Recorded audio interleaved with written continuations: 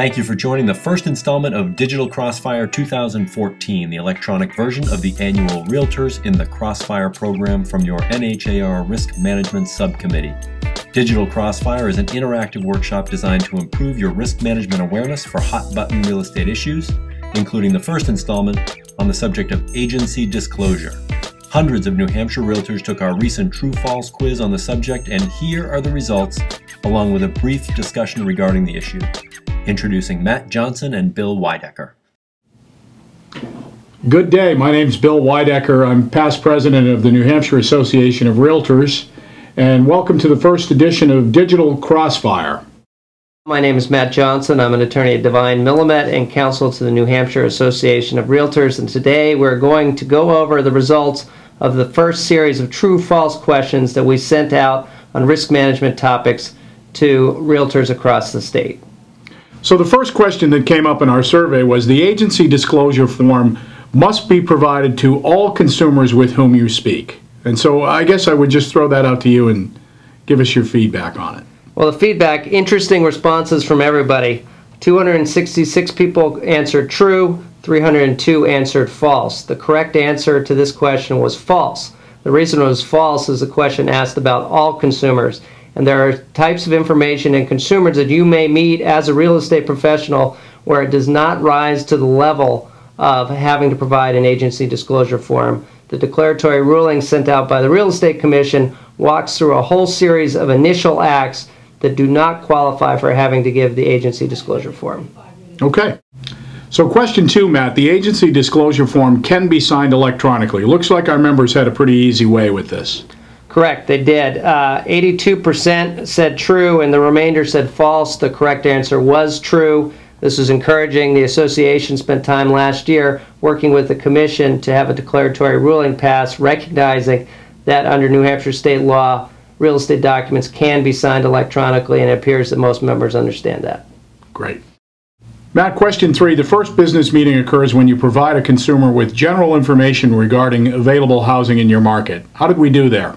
That was an interesting response. 331 members said true, 237 said false. The correct answer is actually false. Providing general information alone under the declaratory ruling is not sufficient to trigger an obligation to provide the agency disclosure form. So it seems like the members are kind of defaulting towards, when in doubt, give the disclosure. Is that sort of accurate?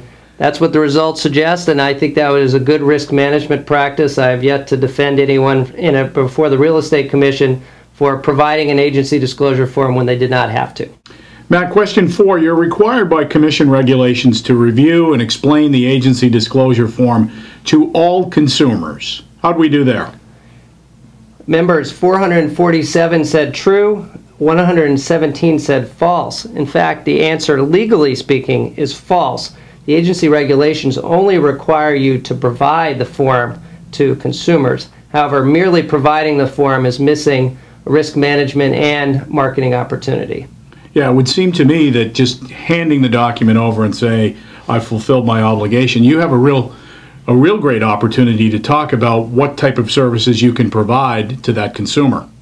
I would agree. The Commission rules only set a minimum standard, but do not prohibit agents going beyond that and documenting better what their services would be.